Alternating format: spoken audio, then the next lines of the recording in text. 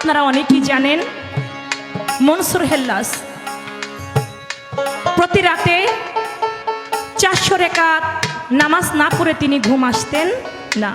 তিনি মস্ত বড় একজন মাওলানা ছিলেন। আগে কিন্তু তিনি এই পাগল ছিল না, তিনি কিন্তু আগে এমন আশেক ছিল না, তিনি ছিল একজন মাওলানা, যার নাম ছিল মাওলানা মনসুর হেল্লাস। প্রতি রাতে 400 রাকাত নামাজ পড়ে। এমন সময় তার একজন বোন ছিল যার নাম ছিল আয়না বিবি।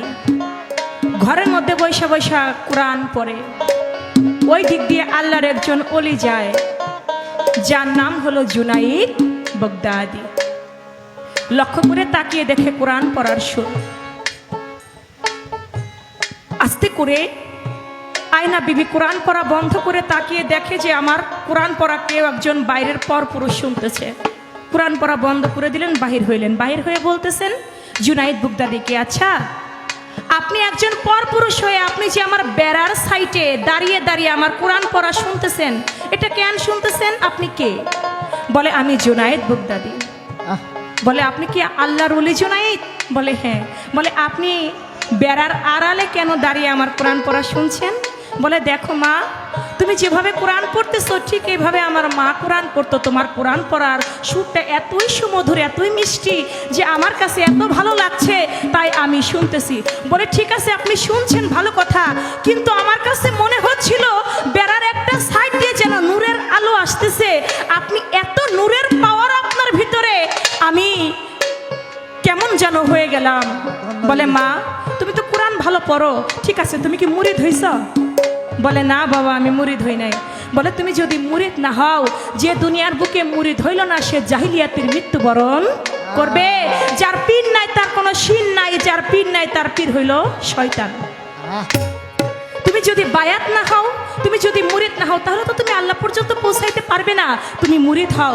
বলে বাবা, আমি কোথায় গিয়ে মুরিদ হব? আপনি দয়া করে আপনার কাছে আমাকে মুরিদ করেন। জুনাইদ বাগদাদির হাতে হাত রেখে আয়না বিবি মুরিদ হয়ে গেল। গুরু নাম যার অন্তরে, কুরবান ভাই সে কখনো ঘরে থাকতে পারে না রে। আমার মুর্শিদ নাম যার অন্তরে, টিপুষা নাম যার অন্তরে, সে ঘরে রইতে পারে না। তাই তো 1 মাস পরে মিলাইছে বাবা চাঁদের মেলা টিপুষার নামে হইয়া দেওয়ানা। এটা গুরু প্রেম, এটা টিপুষা নামের আগুন, টিপুষা নামের প্রেম। যার অন্তরে একবার গেঁথে গেছে সে আর ওই নাম ছাড়া আর কিছু চায় না, আর কোনো নাম তার হৃদয়ে ভালো লাগে না।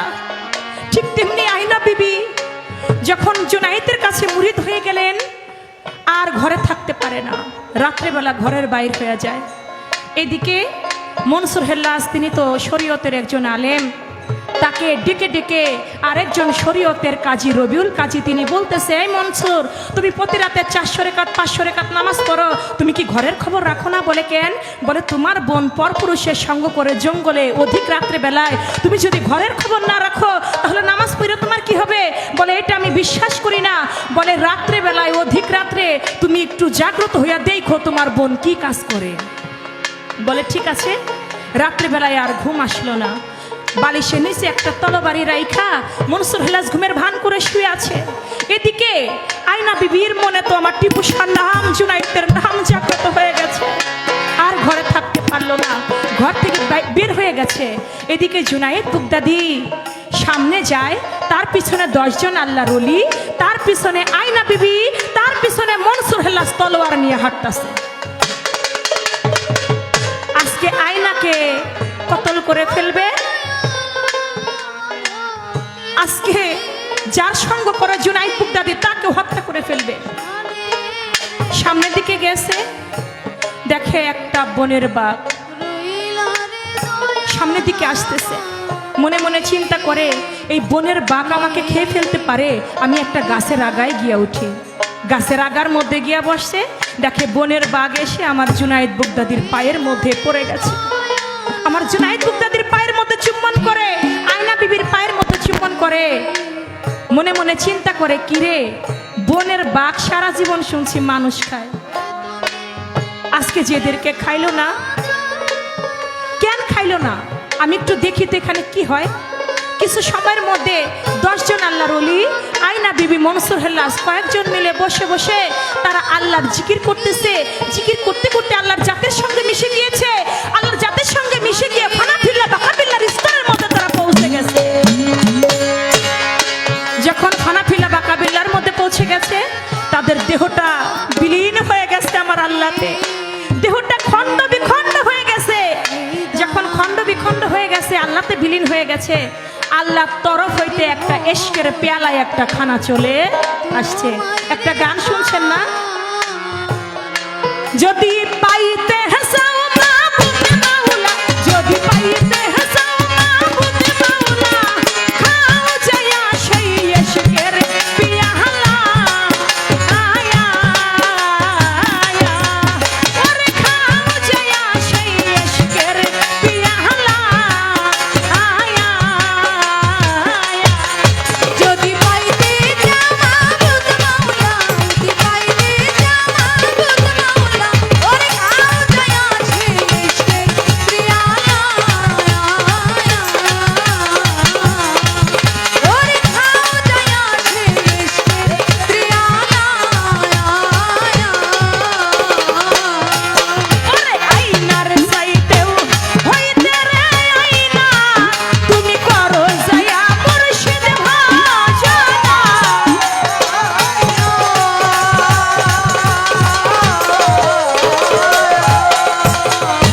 আইনার চেয়েও হইতে রে আইনা, তুমি করো যায়া মুর্শিদ ভাজনা।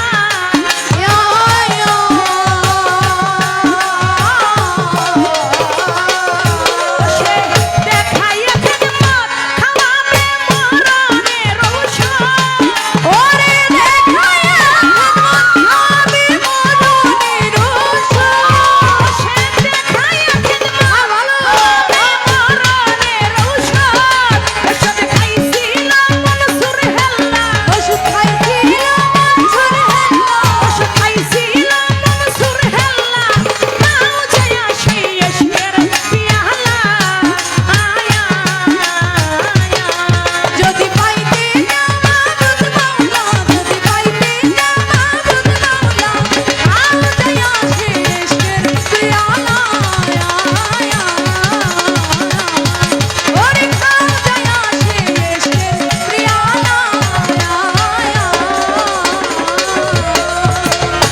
ওই ঔষধ খাইল রে যখন খুলে গেল দীপনায়।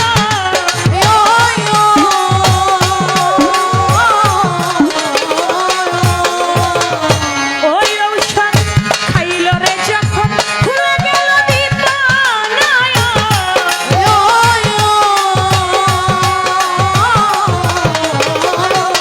মনসুর নিচকে নিচে কয় আল্লাহ, সে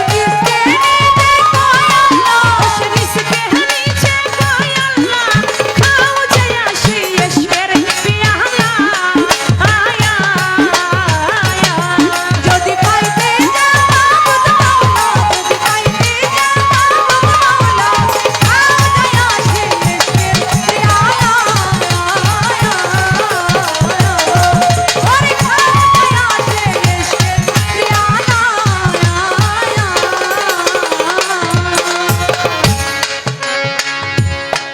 যদি পাইতে চাও মাবুদ মাওলা, খাও যায় সেই ইশকের পেয়ালা। মনসুর হেল্লাস দেখতেছে ইশকের পেয়ালায় করে একটা খানা চলে আসছে। আয়না বিবির হাতে জুনাইদ বুগদাদি দিল, আয়না খানাটা ভাগ করো। আয়না বিবি প্রতিদিন ভাগ 12টা করলে 12টাই হইতো, আজকে ভাগ করে 12টা ভাগ হয়ে যায় 13টা। আয়না বিবি বুঝতে পারে না, জিজ্ঞেস করে দয়াল জুনাইদ বুগদাদির কাছে, দয়াল এমনি দিন 12টা ভাগ করলে 12টাই হয়, আজকে কেন 13টা হইল? আমি তো বুঝলাম না। বলে আয়না তুমি দেখতে চাও না শুনতে চাও? বলে দয়াল যেটা দেখা যায় এটা শুনে কে? বলে তাহলে তোমার ডান পাশে হাতে লক্ষ্য করে তাকিয়ে দেখো, তোমার বড় ভাই মনসুর হেল্লাস তোমাকে আমাকে কতল করবে বলে তলোয়ার নিয়ে দাঁড়িয়ে আছে। তাহলে আমাদেরকে কতল করবে বলে দাঁড়িয়ে আছে, তাহলে তার জন্য খানা কেন আসলো? বলে শোনো, এত সময় ভরে যে আমরা আল্লাহ ও আল্লাহর রসুলের জিকির করলাম, প্রিয় মুর্শিদের গুণগান করলাম, এত সময় ভরে যে মনসুর শুনছে, এর জন্য আল্লাহ পাক খুশি হইয়া তার জন্য একটা খানা পাঠাই দিছে। তুমি একটা কাজ করো, তোমার ভাই মনসুরকে এই খানাটা খাওয়াই দাও। মনসুরের মন তো শক্ত, ডাক দেয়, ভাই আয়, দেখ না আল্লাহর তরফ হইতে একটা খানা আসছে, এই খানাটা খা। করে না, এই খানা আমি খাবো না। করে ভাই খাও না, দেখো না আল্লাহর তরফ হইতে আসছে। একটু মনটা নরম হয়েছে, গাছে থেকে নিচে নেমে আসছে। যখন খানাটা মুখের মধ্যে দিছে, মনসুর আর নিজের মধ্যে নাই। মনসুর হালছে বেহাল হয়ে বলে, আই না হক, আই না হক, আই না হক। মনসুর আর নিজের মধ্যে নিজে নাই। ওই ঔষধ খাইল রে যখন, খুলে গেল মনসুরের দিব্য নয়ন। মনসুর নিজকে নিজেই কয়, আল্লাহ খাও যাইয়া সেই ইশকের পিয়ালা। সেই মনসুর যখন নিজেকে খোদা বলে দাবি করে, সমাজের লোক মেনে নেয় না, কিছুতেই মেনে নেয় না। মনসুরের এই কথা শুনে মনসুর যখন বলে, আই না হক, আমি সমগ্র, আমি সমগ্র, আমি স্রষ্টা, আমি আল্লাহ, আল্লাহ আমা হতে দূরে নয়, আমি সমগ্র। এই কথা যখন বলল, মনসুর হেল্লাসের গুরু জুনাইদ বুগদাদি বলে, মনসুর তুমি এই কথা আর কোনোদিন বইল না। বলে কেন বলবো না? বলে তুমি সমগ্র, এই কথা তুমি যদি বলো তাহলে লোক সমাজ তোমাকে মেনে নেবে না, শরীয়তে তোমাকে মেনে নেবে না। তুমি যদিও কোরআন বিরোধী কথা বলছো কিন্তু ধর্ম বিরোধী নয়, তারপরেও তোমাকে কিন্তু লোক সমাজ মেনে নেবে না। বলে দেখেন, জুনাইদকে বলে, জুনাইদকে বলে, দয়াল আমি যখন আয়না হক বলি, আমি সমগ্র বলি, তখন আমার ভিতরে দুনিয়ার কোনো কিছু সামনে থাকে না।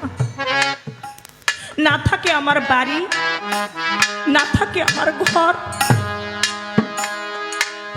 না থাকে আমার জাগতিক জগতের কোনো মোহমায়া।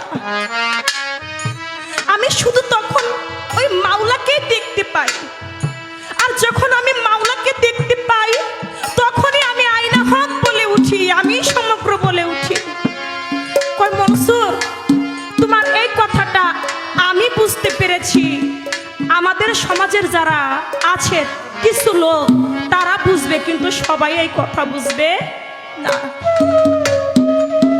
বলে কেউ বুঝুক না বুঝুক তাতে আমার কিছু যায় আসে না, কিন্তু আমি কখন যে বলে উঠি আয়না হক আমি নিজেই জানি না। মনসুরকে সমাজের লোক জেলের মধ্যে দিয়ে দিল, জেলখানার মধ্যে দিল। মনসুরের হাত কাটলো, মনসুর কয় আয়না হক। মনসুরের পা কাটলো, মনসুর কয় আয়না হক। মনসুরকে দড়ি দিয়ে, রশি দিয়ে একটা গাছের সাথে বাঁধার পরে বলতেছে, যারা তোমরা মনসুরকে ঘৃণা করো তারা সবাই মনসুরের গায়ে ঢিল মারবে, কেউ যেন বাদ থাকে না। যদি কেউ ঢিল মারা থেকে বাদ থাকে, ধরে নিব সেও মনসুরের পক্ষে, তাকেও হাত পা কেটে এইভাবেই তাকে হত্যা করা হবে।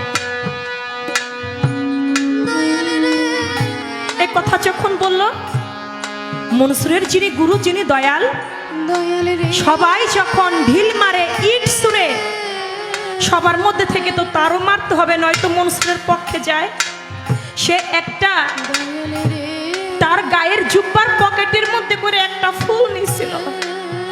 ওই ফুলটা যখন মনসুরের গায়ের মধ্যে ফিক্কা মারলো, এত সময় যে লোকজনে মারছে তাতে মনসুর একবারও কান্দে নাই। এত সময় যে মনসুরের গায়ে ইট মেরেছে, ঢিল মেরেছে, রক্তাক্ত করেছে, হাত কাটছে, পা কাটছে, শুধু হাসছে, একবারও কান্দে নাই। যখন মনসুরের গায়ে তার গুরু জুনাইদ বুগদাদি একটা ফুল মারলো, সঙ্গে সঙ্গে চিৎকার মেরে কেঁদে উঠলো, তুই কি মরে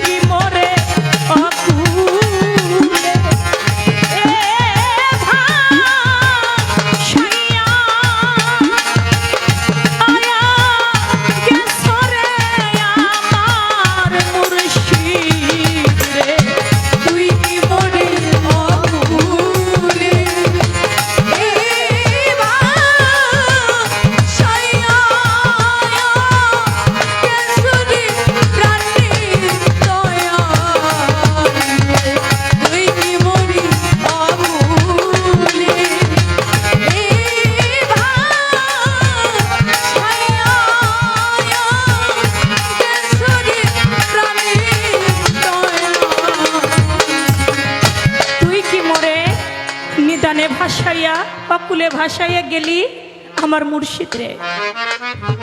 মনসুরের গায়ে যখন তার মুর্শিদ জুনায়েদ বুগদাদি একটা ফুল ফিকে মারলো, এত সময় ইট মেরেছে, ঢিল মেরে রক্তাক্ত করেছে, হাত কেটেছে, পা কেটেছে, একবারও কান্দে নাই, শুধু হাসছে। যখন ফুল মারছে তখনই চিৎকার দিয়ে উঠছে। সবাই জিজ্ঞেস করে, তোমাকে এত সময় তোমার হাত কাটলো তুমি হাসলে, পা কাটলো তুমি হাসলে, তোমাকে ইট মারলো, ঢিল মারলো তুমি হাসলে, ওই লোকটা তোমাকে একটা ফুল মারলো তুমি কানলা কেন? বলে, যারা আমাকে ইট মেরেছে, যারা আমাকে হাত পা কেটেছে, তারা তো বুঝে না